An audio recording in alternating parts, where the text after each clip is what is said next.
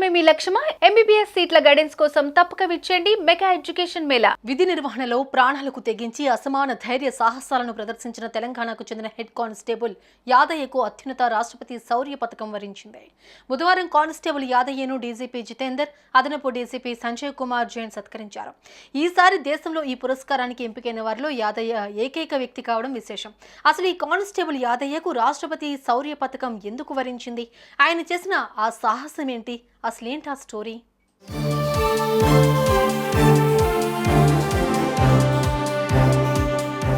అది 2022 July 25 Cyberabad commissionerate పరిధిలోని మాదాపూర్లో నివాసం ఉండే కాత్యాయని అనే 72 మహిళ మెడలో ఉన్న గొలుసును చోరీ చేసేందుకు ఇద్దరు దుండగులు యత్నించారు. వారిని చెదరగొట్టేందుకు ఆమె ఎన్నో ప్రయత్నాలు చేసినా చివరికి ఫలితం దక్కలేదు. దీంతో ఆ దుండగులు ఆమె మెడలో ఉన్న చైన్ను లాగేసుకుని పారిపోయారు. ఇదే విషయమై బాధిత మహిళ స్థానిక పోలీసులకు ఫిర్యాదు చేసింది.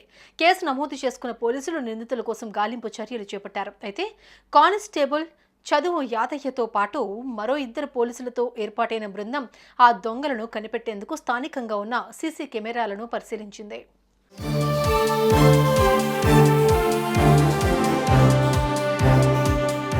ఈ ఘటన జరిగిన మరుసటి రోజు మియాపూర్లోని బొల్లారం వద్ద గొలుసు దొంగలను గమనించాడు హెడ్ కానిస్టేబుల్ యాదయ్య. వారిని పట్టుకునేందుకు బైక్పై వారి వెంట పరుగులు తీశాడు. ఇక ఎట్టకేలకు యాదయ్య ఓ చోట ఆ దొంగలను పట్టుకున్నాడు. కానీ వారి వద్దున్న కత్తితో ఆ దొంగలు యాదయ్యపై దాడికి దిగారు.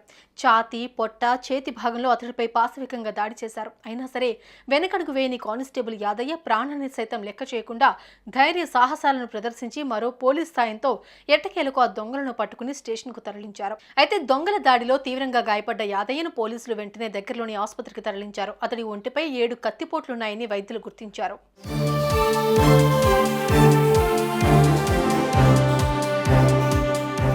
దాదాపు 17 రోజుల పాటు యాదయ్య ఆసుపత్రిలో చికిత్స పొందుతూ ప్రాణాలతో బయటపడ్డాడు. అనంతరం నిందితులు రాహుల్, ఇషాన్ నిరంజన్, నీలం నల్లిగా గుర్తించారు పోలీసులు.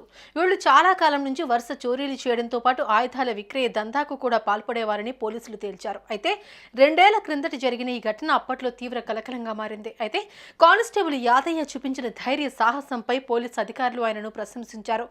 విధి నిర్వహణలో ప్రాణాలను సైతం లెక్క చేయకుండా దొంగలను పట్టుకున్న యాదయ్యకు రాష్ట్రపతి శౌర్య పథకం కోసం తెలంగాణ పోలీస్ ఉన్నతాధికారులు కేంద్ర హోంశాఖకు సిఫార్సు చేశారు. దీంతో కానిస్టేబుల్ యాదయ్యను కేంద్ర హోంశాఖ అత్యున్నత పురస్కారమైన రాష్ట్రపతి శౌర్య పథకానికి ఎంపిక చేసింది. దీంతో బుధవారం యాదయ్యను డీజీపీ జితేందర్, అదనపు డీజీపీ సంజయ్ కుమార్ జైన్ యాదయ్యను సత్కరించారు.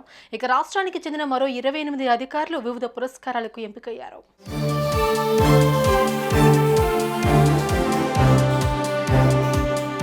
2 ఏళ్ల కిందట జరిగిన ఈ ఘటనలో కానిస్టేబుల్ యాదయ్య సాహసం చేసి దొంగలను పట్టుకోవడం, అందుకు గాను కేంద్ర హోంశాఖ ఆయనను రాష్ట్రపతి శౌర్య పథకానికి ఎంపిక చేయడం విశేషం. ఈ విషయం తెలుసుకున్న తెలంగాణ ప్రజానీకం కానిస్టేబుల్ యాదయ్యకు సెల్యూట్ చేస్తోంది.